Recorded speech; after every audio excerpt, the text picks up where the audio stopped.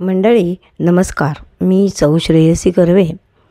यंदा 9 एप्रिल रोजी गुढीपाडवा आहे, म्हणजे चैत्र शुद्ध प्रतिपदा, अर्थात नवीन वर्षाची, नवीन संवत्सराची सुरुवात. मंडळी, नेमेची येतो मग पावसाळा असं म्हणतात. त्याप्रमाणे दरवर्षी चैत्र महिना येतो, चैत्र शुद्ध प्रतिपदा येते. आपण त्यालाच गुढीपाडवा असं संबोधतो. हा गुढीपाडव्याचा दिवस दरवर्षी उगवतो. आपल्या हिंदू संस्कृतीप्रमाणे सर्वजण गुढ्या तोरणं उभारतात. सणाचा दिवस असल्यामुळे गोडधोड खातात. दिवस संपतो. सूर्यास्ताच्या वेळी संध्याकाळी प्रथेनुसार या गुढ्या उतरतात. दिवस संपतो. दुसऱ्या दिवशी द्वितीया उजाडते. पुन्हा वर्षभर असेच चक्र चालू राहते. वर्षानुवर्ष हाच क्रम आपल्या हिंदू संस्कृतीमध्ये चालू आहे. आपल्याकडे जे 3.5 मुहूर्त सांगितले आहेत, त्यापैकी गुढीपाडवा हा एक शुभ दिन. ब्रह्मदेवाने सृष्टीची निर्मिती केली तो हा दिवस. दुष्ट प्रवृत्तीच्या राक्षसांचा, रावणाचा वध करून प्रभू श्रीराम अयोध्येमध्ये परतले तो हा दिवस. श्रीरामाची विजय पताका आकाशापर्यंत झळकली तो हा दिवस.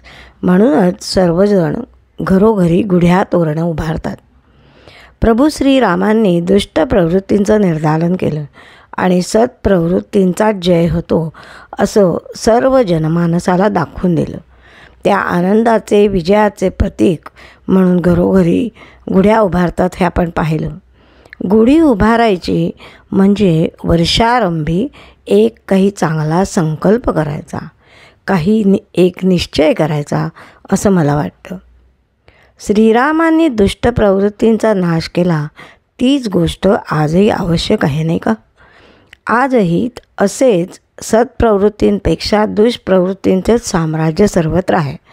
दहशतवाद, भ्रष्टाचार, स्त्रियांवर होणारे अत्याचार, बेकारी असे आणि यापेक्षा आणखीही भयंकर असे प्रश्न, असे राक्षस समाजाला गिळू पाहत आहेत. सर्वसामान्य मनुष्याचं नुसतं जगणंसुद्धा लढाईपेक्षासुद्धा तीव्र होऊ पाहत आहे. या पार्श्वभूमीवर या आव्हानांशी मुकाबला करण्याची हिंमत जागवत यावर्षीचा गुढीपाडवा साजरा करायला नक्कीच हवा. कारण प्रत्येक युद्धामध्ये अंतिम विजय हा सत्याचाच होत असतो. दिवसेदिवस बदलत आहे, तो सततच बदलत असतो. त्यानुसार हल्लीच्या काळात या सगळ्या समस्यांना तोंड देण्यासाठी समाजाने एकत्र येण्याची गरज आहे. सध्याची संस्कृती ही ब्लॉक संस्कृती आहे. ब्लॉकच्या दारांसारखीच लोकांची मनंसुद्धा अगदी ब्लॉक झालेली आहेत. माझ्यापर्यंत जोपर्यंत कोणती गोष्ट येत नाही तोपर्यंत त्या गोष्टीकडे दुर्लक्ष करण्याची वृत्ती जास्तीत जास्त बळावते आहे.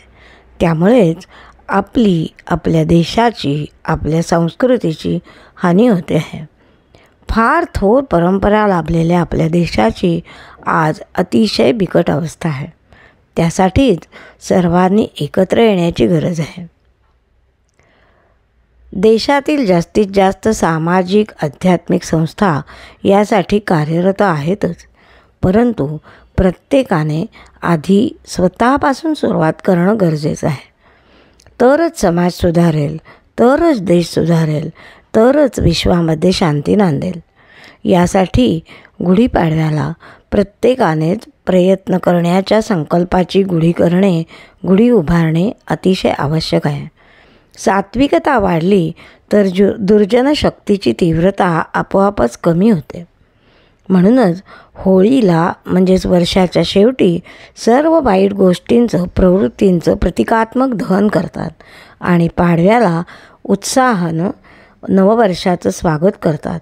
भ्रष्ट गोष्टींची होळी करतात आणि आनंदाची आणि प्रयत्नांची गुढी उंचावर ठेवण्याचा संकल्प करतात.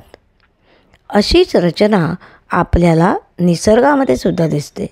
शिशिर ऋतूमध्ये झाडांची पानं ही पडझड होऊन वसंत ऋतूच्या स्वागताला झाडांना नवी पालवी फुटते. नव्या वर्षाचं स्वागत करायला ही निसर्गातील हिरवाईसुद्धा आपल्या मनाला सुखावून तर जातेच, पण जुने जाऊ द्या मरणा लागू नये हा संदेशही देते. अशीच गुढी आपण यंदाही उभारूया आणि या आत्ताच्या अतिशय प्रतिकूल अशा देशातल्या आपल्या परिस्थितीला सगळ्यांनाच सामोरं जाण्याची शक्ती परमेश्वराने द्यावी, रामरायाने द्यावी अशी त्याच्या चरणाशी प्रार्थना करूया. आणि पुन्हा रामरायाची स्थापना अयोध्येमध्ये जशी झाली तशी रामराज्याची स्थापना ही आपल्या पूर्ण देशभर व्हावी अशी त्याच्या चरणाशी प्रार्थना करते. जय श्रीराम.